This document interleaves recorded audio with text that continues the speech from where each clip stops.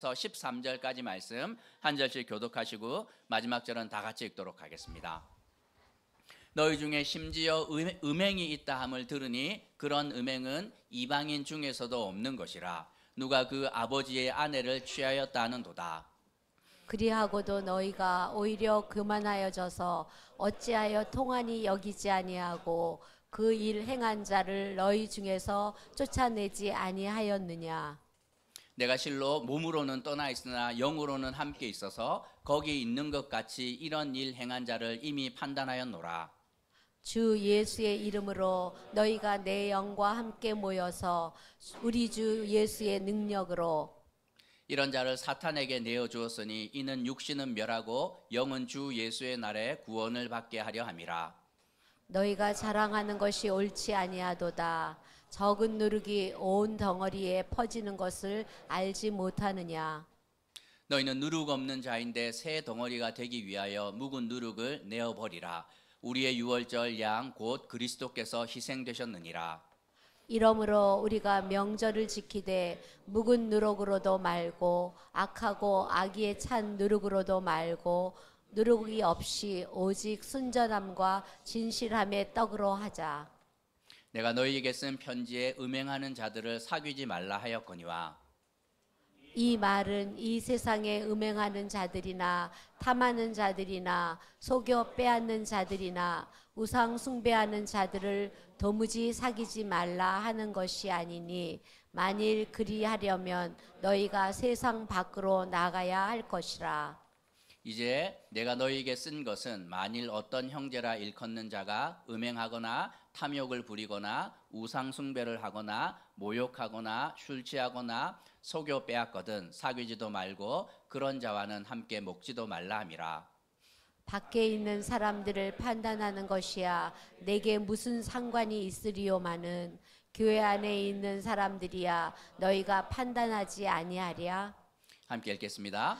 밖에 있는 사람들은 하나님이 심판하시려니와 이 악한 사람은 너희 중에서 내쫓으라. 아멘. 우리 은성 형제의 빈자리가 느껴지지 않습니다, 집사님. 화이팅. 수고 많이 하고 계십니다. 우리 기도해 주셔서 집사님이 반주도 잘 하지만 저것만 해서는 안 됩니다. 교육부서도 할 일이 많으니 얼른 반주자가 구해지도록 기도해 주십시오. 여러분들의 기도로 제가 CMF 수련회 무사히 다녀왔습니다. 감사의 말씀 전합니다. 오늘 본문은 함께 읽으면서 많이 민망하지요. 우리 자녀들이 뒤에 있는데도 함께 읽는데 낯이 뜨거워질 정도입니다. 사실 따져보면 고린도 교회 안에는 나쁜 일만 있었던 것은 아닙니다. 찾아보면 좋은 일도 있었을 텐데 그럴 것 같으면 교육적인 효과를 위해서 나쁜 일들은 최대한 줄이든지 아니면 순화해서 표현하고 좋은 일 중심으로 기록하면 될 텐데 꼭 이 내용을 성경에 넣어야 했을까 생각이 들지요.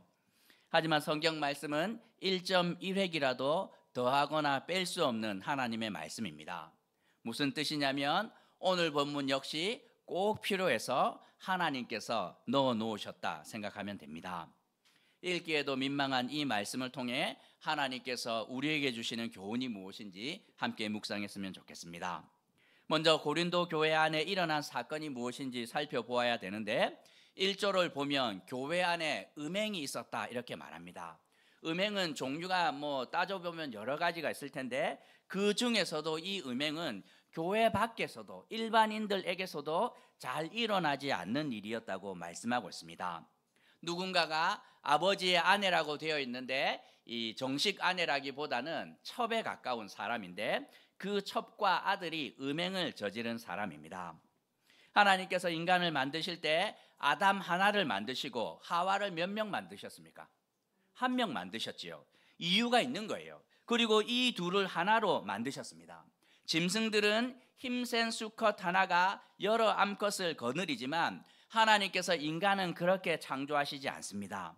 남자와 여자 1대1의 배타적인 관계로 부부를 만드셨고 이 사이에는 누구도 들어오면 안 됩니다. 10계명에서 유일하게 2번 반복되는 계명이 있는데 7계명에 간음하지 말라 이렇게 말하지만 10계명으로 넘어가면 내 이웃의 아내를 탐하지 말라 하는 계명이 사실은 한 번 더 나옵니다. 2번에 걸쳐서 강조하고 있지요.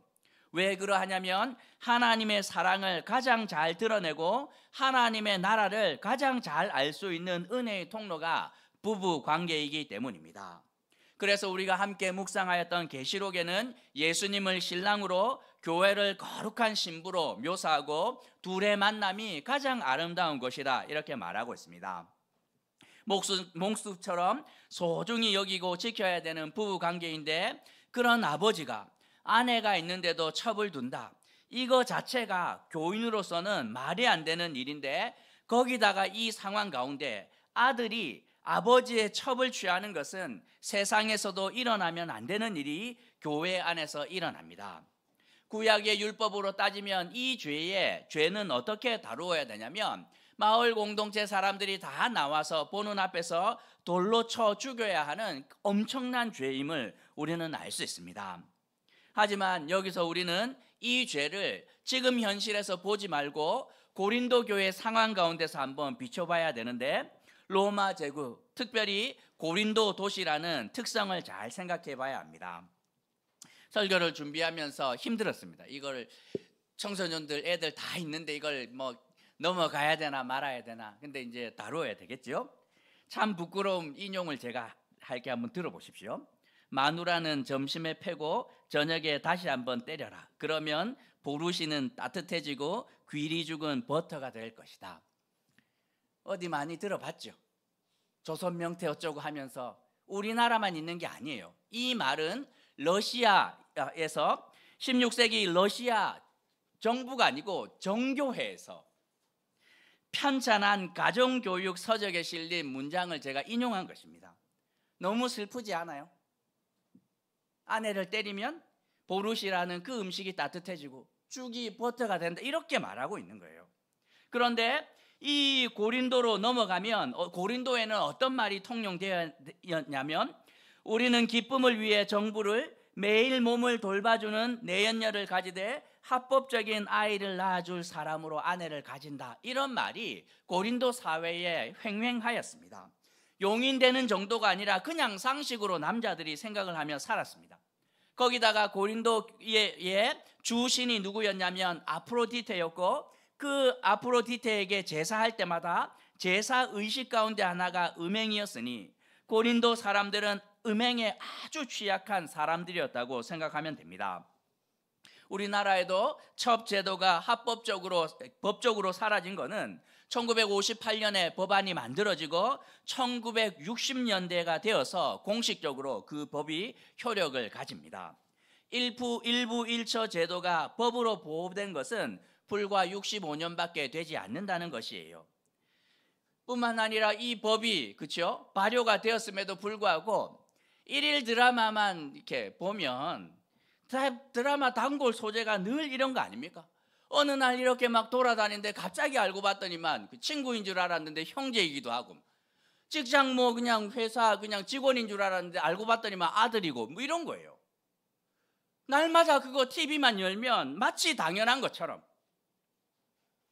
이 사건은 사실 일반적인 고린도 사람들의 눈에 선을 약간 넘지는 했지만 못 봐줄 정도는 아니었습니다. 하지만 9절에서 바울은 이 문제에 대해서 격노하면서 편지를 써서 책망했지만 받아들여지지 않습니다. 2절을 보면 오히려 이 사건의 당사자는 교만했다고 말합니다. 뭐 내가 못할 질 했나? 다 이거 그냥 사랑이야 이렇게 말하면서 당당합니다. 뿐만 아니라 교회도 어떻게 하냐면 하나님께서 원수도 사랑하라 이렇게 했는데 뭐 품어줘야지 이거를 어떻게 가끔씩 사업하시는 남자 어르신들 만나면 돈 문제는 아주 인색한데 여자 문제에 대해서는 관대해도 너무 관대합니다. 목사님 그것도 다 능력이 있어야 합니다. 흠이 아니에요. 목사님이 이 바닥을 몰라서 그럽니다. 이렇게 말하는데 마음이 막 무너져 내립니다. 2절에서 죄를 짓고도 교만한 성도들을 보면서 그리고 그 성도들을 다루어내지 못하는 고린도 교회를 보면서 고린도 교회가 이 죄 문제를 보면서 통한이 여기지 않는 그 모습에 바울은 격노하고 있다고 성경은 기록하고 있습니다. 이렇게 민망한 내용을 성경이 숨김없이 기록하는 이유가 무엇입니까? 교회가 어떤 곳인지 우리에게 알려주기 위함입니다. 교회가 어떤 곳이냐면 세상이 감당치 못한 그 죄와 싸우는 곳이 교회라는 사실입니다. 학교가 어떤 곳입니까? 무지와 싸우는 곳이고 병원은 질병과 싸우는 곳입니다. 좋은 학교는 어떤 학교냐면 똑똑한 아이들 데려다가 더 똑똑하게 만드는 학교, 좋은 학교 아니에요. 사실은 똑똑한 아이들은 뭐 학원 안 보내도 잘할 애들은 다 잘합니다. 하지만 좋은 선생님, 좋은 학교가 어떤 곳이냐면 부모도 포기하고 학원 레벨 테스트에서 다 떨어지고 뭐 소망이 하나도 없는 아이들, 그런 아이들을 데려다가 그 아이들과 싸우면서 무지와 싸우고 나쁜 습관과 싸우면서 학습 지도에 생활 지도까지 하며 치열하게 지냈더니 이 아이가 사람이 됩니다. 헬렌 켈러와 설리반 선생님 같은 그런 선생님과 이런 학교가 좋은 학교, 좋은 선생님 아닌가요? 좋은 병원은 어떤 병원입니까? 그냥 병원 안 가도 낫는 병들이 있습니다. 그렇죠? 이렇게 손 이렇게 살짝 베었을 때 가서 하나, 집에서 하나, 뭐 낫는 건 비슷해요. 하지만 병원을 100군데를 돌아다녔는데도 다 똑같이 말합니다. 의학적으로 소망이 하나도 없습니다. 돌아가라 이렇게 말했는데 어떤 병원에 갔더니만 회복될 확률이 거의 0에 가까운데도 의사 선생님이 고민하다 한번 해보십시다 하고 환자를 받습니다. 할 수 있는 모든 처치를 동원해서 그 소망 없는 환자를 살려낸다면 그런 병원이 좋은 병원 아니겠습니까? 좋은 교회가 어떤 교회입니까? 선하고 착한 사람 데려다가 그냥 선하고 착하게 살게 하는 것, 좋은 교회라고 말하기가 힘듭니다. 어떤 교회가 좋은 교회입니까? 세상에서 소망이 하나도 없는 사람들, 정말 세상에조차도 소망이 없고 그 절망적인 죄 가운데 있는 사람들이 교회에 왔는데 그 죄를 예수의 이름과 예수의 능력으로 다루어내면서 그들을 하나님의 자녀로 바꾸어내는 것, 정말 그런 교회가 좋은 교회가 아닌가 하고 바울은 고린도 교회에 도전하고 있습니다. 예수의 이름의 의미가 자기 백성을 죄에서 구원할 자입니다. 죄의 문제를 해결하기 위해서 오셨다는 것입니다. 성경은 그 어떤 경우에라도 인간을 선하다고 말하지 않습니다. 우리는 태어나면서 죄된 본성을 가지고 태어났고 사회생활을 하면서 그 죄성이 잠시 수면 아래로 숨겨졌을 따름입니다. 언제든지 조건만 맞으면 죄성이 괴물처럼 튀어나오고 그 죄가 우리를 망가뜨리고 세상을 망가뜨리지요. 세상이 할 수 있는 것은 어찌하든지 이 죄된 본성을 잠시 억누르는 것이 전부입니다. 나쁜 짓 하면 손가락질 당하고 창피 당한다, 나쁜 짓 하면 벌금도 내고 감옥 간다, 이렇게 하는 경고가 전부이지 그 죄된 본성을 바꾸는 일 세상은 할 수 없습니다.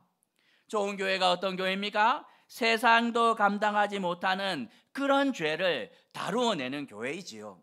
이 음행은 세상에서도 잘 안 일어나고 심각한 문제이지만 바울이 이렇게 언급하는 이유가 무엇입니까? 너희라면 이 정도 죄는 다루어낼 수 있어야 되지 않는 것이었냐, 해결할 수 있는 것인데 왜 안 하고 민기적거리고 있냐 하고 그 사람과 함께 고린도 교회를 함께 책망해 오고 있습니다. 교회가 그러면 어떻게 이 죄를 다루어야 합니까? 오늘 본문에는 나타나지 않지만 마태복음 18장을 보면 분명하게 주님께서 주시는 매뉴얼이 있습니다. 어떤 상대가 잘못한 것이 있다 하면 1대1로 가서 죄인을 상대합니다. 형제여, 이 문제는 하나님과 교회 앞에서 잘못된 것입니다 하고 알려주어야 돼요. 그런데 그 사람이 안 받아들이면 어떻게 합니까? 소수의 증인들이 함께 갑니다. 2-3 사람이 함께 가서 나만 그렇게 생각하는 것이 아니라 이분도 당신을 사랑하고 함께 공동체 생활했던 이 성도들 눈에도 당신은 하나님과 그분의 말씀 앞에 잘못 행하고 있습니다 하고 말해 주어야 합니다. 여러 사람이 가냈는데도 받아들이지 않으면 그때 마지막으로 교회가 함께 나섭니다. 교회가 공식적으로 이 문제를 조사하고 당사자를 불러 사실관계를 확인하고 거기에 맞는 시벌을 행합니다. 사안의 중대성을 따라서 견책, 근신, 정직, 그래도 안 되면 제일 마지막 단계가 무엇이냐면 벌금 2천만 원, 이렇게 그런 것이 아니고 출교입니다. 출교. 교회가 할 수 있는 최고의 시벌이 교회 밖으로 밀어내는 것, 그것이 바로 교회가 할 수 있는 최고의 벌입니다. 목사님, 그게 무슨 벌입니까? 죄 짓는 사람 교회 밖으로 보내면 나가서 더 열심히 죄 지을 텐데 그게 무슨 벌입니까? 싶지만 우리가 구약시대로 돌아가 보면 광야 40년을 살았을 때 죄 지은 사람들을 어디로 쫓아냅니까? 진 밖으로 쫓아냅니다. 거기 나가면 거기는 만나가 내리지 않습니다.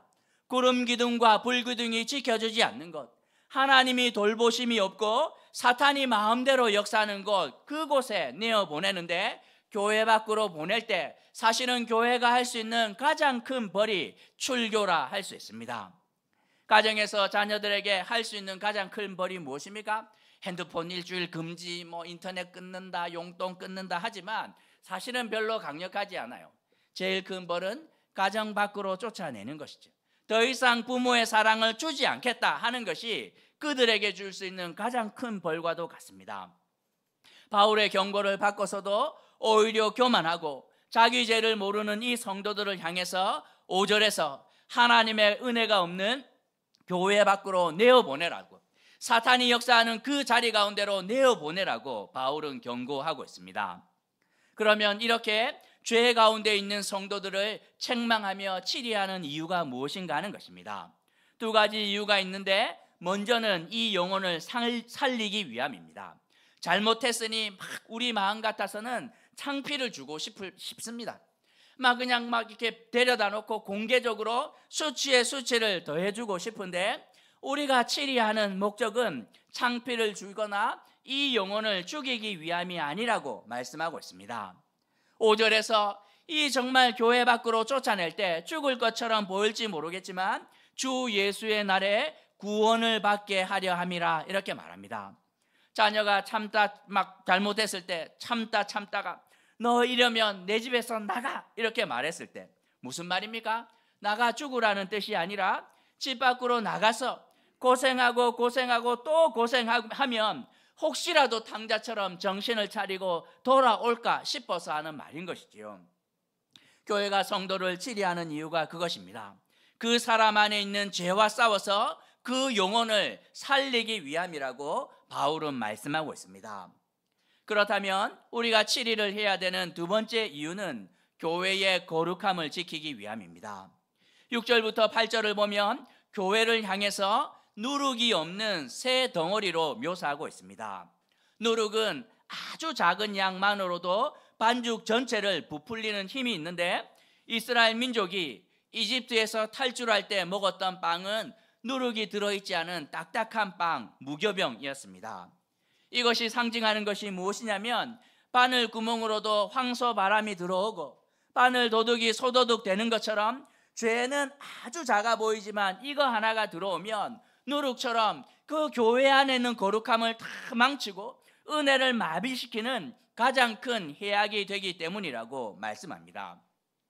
에덴 동산이 왜 망했습니까? 다른 것으로 망한 것이 아니라 그 작아 보이는 죄의 유혹에 넘어가는 순간 이 누룩이 그 에덴 동산으로 들어오면서 전체를 망가뜨리는 것 알 수 있습니다.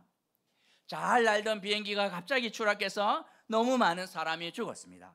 그래서 조사해 봤더니 아주 작은 나사 하나 때문에 정비사가 정비 수칙을 지키지 않고 이 나사를 사용한 것이에요.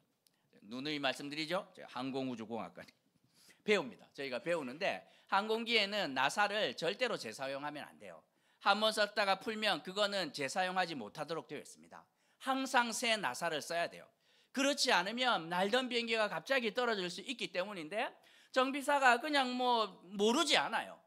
재사용 금지 알지만 새 나사 찾으러 가기가 그냥 조금만 더 가면 있는데 설마 이것 때문에 떨어지겠어 하고 그냥 재사용했는데 그거 하나 때문에 날던 비행기가 떨어져서 다 죽습니다.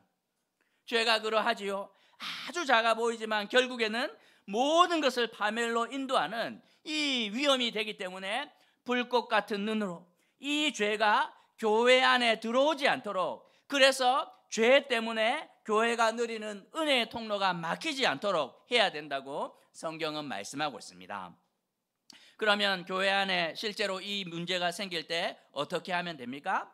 먼저는 이 문제를 함께 분별해야 됩니다. 사역자만 하는 것이 아니에요. 성도들이 함께 이 문제를 분별하고 판단해야 합니다. 3절과 4절을 보면 고린도 교회는 이 문제를 모르지 않았습니다. 그리고 편지를 써서 바울에게 보내서 상의합니다. 아마도 이 문제를 보면서 이거를 어떻게 다뤄야 되나? 세상을 보니까 세상 사람들도 뭐 다 그렇게 살아가는데 그러면 이 문제를 우리가 그냥 막 모른 척하고 기회를 줘야 되나 긴가민가 하는 거예요. 분별이 잘 안 됩니다. 그래서 바울에게 편지를 보냈더니 바울은 이 문제를 영적으로 하나님의 말씀 앞에서 분별하고 판단합니다. 바울의 목회 경륜에 따른 개인적인 생각이 아니라는 것이에요.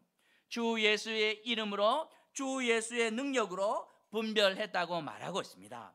목회의 경험이 아니라 하나님의 말씀이 기준이 되었고 기도하고 또 기도하며 하나님의 능력이 나타나기를 사모하며 판단했다고 3절과 4절은 말씀하고 있습니다. 그리고 12절에서 교회 안에서 이런 일이 일어났을 때 반드시 성도와 함께 사역자가 이 문제를 분별하고 판단해야 한다 하고 말씀하고 있습니다. 그리고 우리가 분별하는 것을 넘어 해야 되는 일이 무엇이냐면 교회가 함께 분별하고 판단했다면 단호히 시행해야 합니다. 2절과 9절과 13절을 보면 바울은 그 사람과 교회 안에서 교제하지도 말고 단호하게 출교시켜야 한다고 편지를 썼습니다. 그렇게 해야 그 사람이 살아날 수 있는 가능성이 생긴다고 편지했지만 고린도 교회는 그 편지를 받고도 주저주저합니다. 10절에서 보면 교회 밖 세상에서 우리는 원수도 사랑할 수 있고 또 열심히 사랑해야 되지만 11절을 보면 교회 안에서는 절대로 용납할 수 없는 죄가 있습니다. 주저하면 안 되고 단호하게 시행해야 되는 것이지요. 구약 성경으로 넘어가면 한 사람 때문에 민족 전체가 위기에 처한 사건이 있었습니다. 여리고에서 승리하고 난 다음에 주님께서 여기는 절대로 전리품 취하면 안 돼 이렇게 말했는데 누군가 하나가 이렇게 그것을 취하였고 아이성 전투에서 비참하게 패배합니다. 이 여호수아가 옷을 찢고 하나님 앞에 나아가서 분별해 보니 분명해집니다. 아간 한 사람의 범죄 때문이야. 그리고 그것 때문에 민족 전체가 이 죄액이 누룩이 들어와서 이 공동체 전체를 어렵게 만들었는데 어떻게 이 죄를 다루어냅니까? 아간은 40년 동안 광야에서 함께 지낸 전우 같은 사람이에요. 따져보면 아들 친구의 아빠고, 그렇죠? 뭐 이렇게요. 아버지 친구의 아들이 뭐 이렇게 돼요. 그런데도 불구하고 그들은 눈물로 이 죄를 끊어냅니다. 아간을 죽인 것이 아니라 정말 죄 그것을 끊어내는 거죠. 공동체가 함께 나서서 눈물로 그 돌을 던지는 것이 쉬웠겠습니까? 사랑하는 형제를 죽이는데 쉽지 않아요. 하지만 죄를 다루어야 되기 때문에 눈물로 함께 그 문제를 끊어냅니다. 사실 다윗 왕도 사고 쳤습니다. 음행으로 나라가 흔들흔들했지만 나단 선지자가 나서서 총대를 메고 기도하고 목숨을 걸고 왕 앞에 나가 이 문제를 해결하는 것이에요. 오늘 말씀을 통해 두 가지만 생각해 보려고 합니다. 먼저 우리 교회는 분별하는 교회, 분별하는 성도가 되어야 한다는 것입니다. 교회 안에서 죄로 인해 너무 많은 일들이 일어납니다. 다 우리가 죄인이니까 서로 시기하고 질투하고 싸우고 비교하고 섭섭해하고 우리 안에 있는 죄성이 거기다가 우리는 불완전하기 때문에 당연하게 일어나는 일들이에요. 하지만 대부분의 일들은 이해하고 품어주고 더 사랑하면 해결되는 일들이 거의 99%입니다. 하지만 반드시 싸워야 하는 문제들이 있습니다. 마치 의사가 환자를 진단하면서 그냥 약물 치료로 끝낼 것인지 아니면 수술대에 눕혀서 이 개복을 해야 되는지 분별하는 것과 같습니다. 무엇으로 분별하겠습니까? 개인의 경험이 아니라 4절에서처럼 주 예수의 이름으로 하나님의 이름으로 하나님의 마음으로 하나님의 말씀으로 분별해야 한다고 성경은 말씀하고 있습니다. 목회 현장에서 감이 잘 안 올 때가 대부분이에요. 이 문제를 품어야 될지, 이것을 드러내야 될지 답을 찾기가 얼마나 어려운지 모릅니다. 그러면 어떻게 합니까? 혼자 와서 이렇게 기도하는 거 그거 안 하죠. 그거 어떻게 하냐면 전화 겁니다. 전화 걸어가지고 목사님, 교회 안에서 이런 문제가 생겼는데 품고 가야 됩니까? 야단쳐야 됩니까? 연륜이 많은 목사님이기도 하지만 주 예수의 이름을 붙들고 말씀을 따라 평생 사역하시는 분입니다. 영적인 분별력이 아주 예민한 분인데 상황을 다 들으시더니 한마디 해줍니다. 조 목사님, 그 문제는 기도 많이 하고 야단치셔야 돼요. 마음을 굳게 먹고 야단치셔야 됩니다. 성도를 잃을 각오를 하고 그것은 하셔야 되는 문제입니다. 얼마나 감사한지 모릅니다. 잘 분별하는 교회가 성도가 되어야 됩니다. 교회는 좋은 것이 좋은 것, 이것이 아니라 하나님 앞에 바른 것이 좋은 것이기 때문입니다. 우리가 두 번째로 생각할 것은 교회는 죄와 싸우는 곳이라는 것입니다. 우리가 살아가는 세상은 죄가 신학적으로 봐도 가득한 곳이고 거기 살아가는 사람들의 본성 자체가 악합니다. 교회는 무균실이 아니라 죄가 가득한 세상 한가운데 있고 교인들 역시 죄인들입니다. 그러니 죄와 싸우는데 익숙해져야 합니다. 교회만이 할 수 있는 일이 무엇입니까? 세상이 포기한 죄인들을 교회만이 감당할 수 있다는 말입니다. 대부분의 성도들이 언제 교회에 옵니까? 세상에서 해결되지 않으면 그렇게 와요. 부부관계 문제 생겼을 때 상담하고 클리닉 받고 이것저것 다 다닙니다. 자녀한테 문제 생겨서 병원 다니고 학원 보내고 과외 선생님 붙이고 다 했는데 그래도 안 되면 찾아오는 곳이 어디냐면 교회 아닙니까? 하나님의 도움으로 정말 예수의 이름으로 그것을 한번 이겨보기 위함인데, 그래서 교회는 당당하게 세상이 감당치 못하는 죄 문제와 맞서야 한다고 성경은 말씀하고 있습니다. 바울이 편지를 통해 이방인 중에서도 안 일어나는 이 사건을 일부러 언급하는 이유가 무엇이냐면, 세상은 이 문제를 감당할 수 없겠지만 너희들은 감당할 수 있고 감당해내야 한다고 이 말씀하기 위함입니다. 나잔 선지자가 어떻게 합니까? 왕 앞에 나아갑니다. 당신 하나님과 사람 앞에서 이거 잘못한 거야. 정신 차리고 회개해야 돼. 어디 충신의 아내를 빼앗고 그 충신을 죽이기까지 당신 같은 파렴치하니 왕의 자리에 있다는 것이 부끄럽지도 않아. 이렇게 이 말을 돌려서 순화해서 합니다. 죽을 각오하는 거예요. 딴 왕 같으면 그냥 목베임 당하는데 하나님께서 나단에게 말씀합니다. 나단에게 네가 가서 해야 나라가 사는 것이야. 그거 하는 것이 선지자의 사명이야 하고, 나단 선지자가 두려운 가운데 기도하고 또 기도하면서 하나님의 지혜를 구합니다. 그러면서 예와 같은 거 양 여기 한 마리인데 여기 많고 빼앗아가고 이런 거 주님께서 다 주셨겠죠. 죽을 각오하고 피 흘리기까지 싸우는 자리까지 나아갑니다. 그런데 목숨을 각오하고 갔더니 그 말이 통합니다.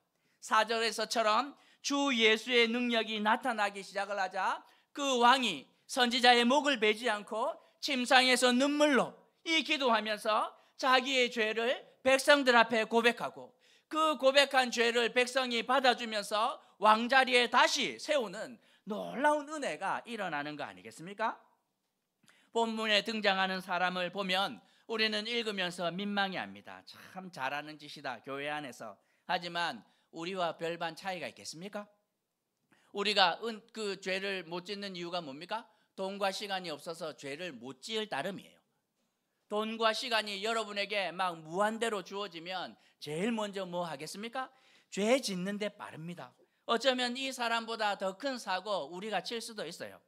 그래서 제일 무서워해야 되는 것이 바로 죄라고 성경은 말씀하고 있습니다. 날마다 내 안에서 발견되고 날마다 자녀에게서도 발견되고 날마다 이웃에게서도 발견되는 이 죄를 보면서 항상 하나님 앞에 올바로 살아가고 있는지, 정말 이 죄를 두려워하며 피 흘리기까지 싸우는 교회와 성도들이 맞는지, 세상이 감당치 못한 그 인생의 문제들을 예수의 이름과 예수의 능력으로 넉넉히 감당하고 있는 교회와 성도들인지 살펴보아야 한다고 말씀하고 있습니다. 여러분은 잘 하고 계십니다. 우리 교회 안에 정말 사람들이 그 아픔을 가지고 올 때 이제 우리는 이 부부 모임하고 소그룹 하다 보면 자연스럽게 무장해제가 돼요.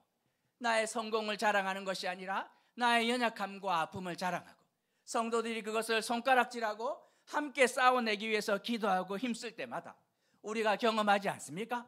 세상에서 해결되지 않았던 그 문제들이 하나님 앞에서 해결되며 그 죄 가운데 하나님의 은혜와 영광이 나타나는 것 봅니다. 만족하면 안 됩니다. 이제 우리가 해결했던 것보다 더 큰 문제를 가지고 성도들이 오고 교회 안에 그런 문제들이 올 텐데, 주님, 이전에 경험했던 것보다 더 큰 은혜를 더하여 주시고 세상이 감당치 못한 그 죄를 넉넉하게 감당하는 교회와 성도들, 그렇게 인생을 살아가는 우리 어울린 가족들 되게 해달라고 기도하며 나아가는 교회가 되기를 주님의 이름으로 도전하는 것입니다.